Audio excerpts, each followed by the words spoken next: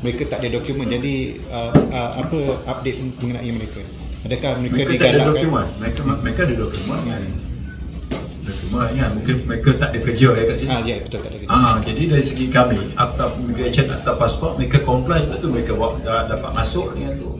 Cuma bila masuk di sini, majikan yang janjikan kerja kepada mereka, tak dapat adakan pekerjaan, tak dapat sediakan tempat tinggal. Itu hal yang dikendali sekarang oleh Kementerian Sumber Manusia. Dari special mereka tu di bawah autoriti KDN, terutama Jabatan Immigration, dari segi dokumen perjalanan, visa sebagainya itu dah selesai lah. The Malaysian government will drop the controversial proposed constitutional amendments on citizenship, said Home Minister Saifuddin Nasution. He said during a press conference on 22 March, after various engagement sessions with party whips, party heads, agencies, legal experts and other stakeholders, I have presented my input to the cabinet.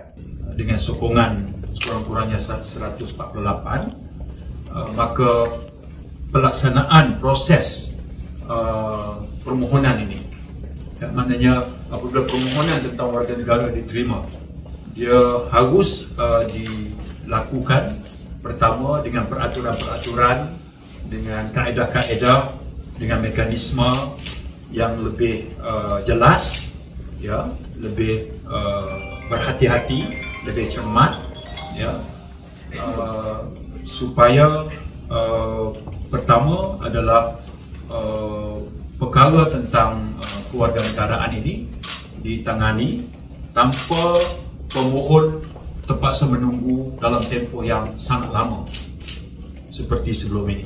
All proposed amendments were accepted except for 19B and 14(1)(e). These two articles will remain, said Home Minister. Bila kita bagi tempoh repatriasi sampai 31 Disember tahun ini, mereka perlu tampilkan diri di Jabatan Immigration, bayar compound, kemudian mereka balik tanpa kita proceed di bawah kesalahan akta immigration dan akta pasport lah, yang mungkin membawa pemenjaraan. Jadi yang dah daftar 19,515, yang dah betul-betul balik tinggalkan negara kita 13,760, memberikan kita jumlah kutipan sekarang ini, compound kita tu ialah total kutipan kita adalah 9,477,300 ringgit.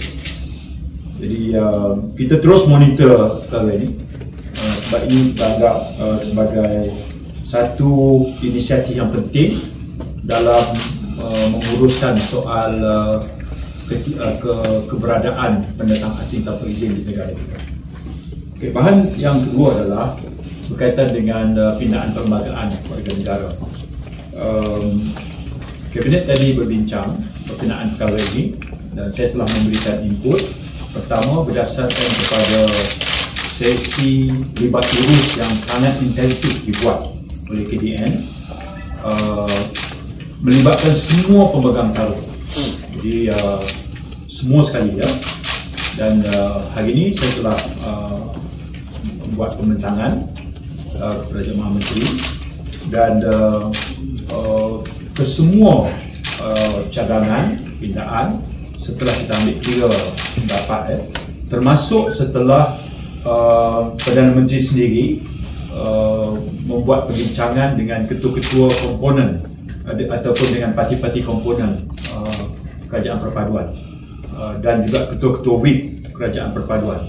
Siap, berarti ya prosesnya setelah sesi debat urus yang panjang melibatkan semua stakeholders yang KDN kendalikan, kemudian dituruti dengan engagement yang Perdana Menteri sendiri lakukan dengan wakil-wakil parti dalam UG dan dengan ketua-ketua WIP dalam Kerajaan Perpaduan ini, maka terhadap cadangan yang KDN bentangkan itu semuanya dipersetujui melainkan satu, iaitu perkara tentang 19B dan 14.1E.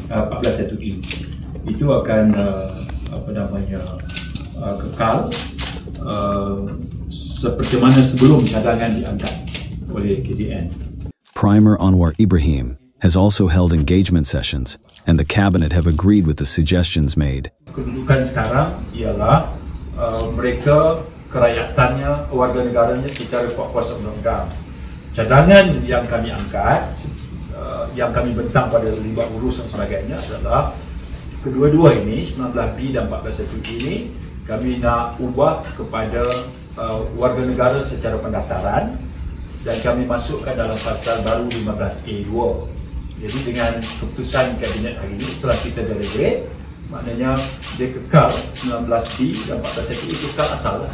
Note that the Article 19B refers to foundlings and abandoned children, while 1A states that every person born within the Federation who was not born a citizen of any country were citizens by operation of law.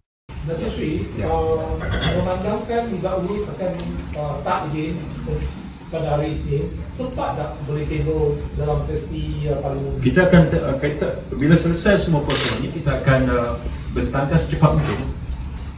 Secepat mungkin. Sebab aturan mesyuarat parlimen ni dia ada schedule dia kan.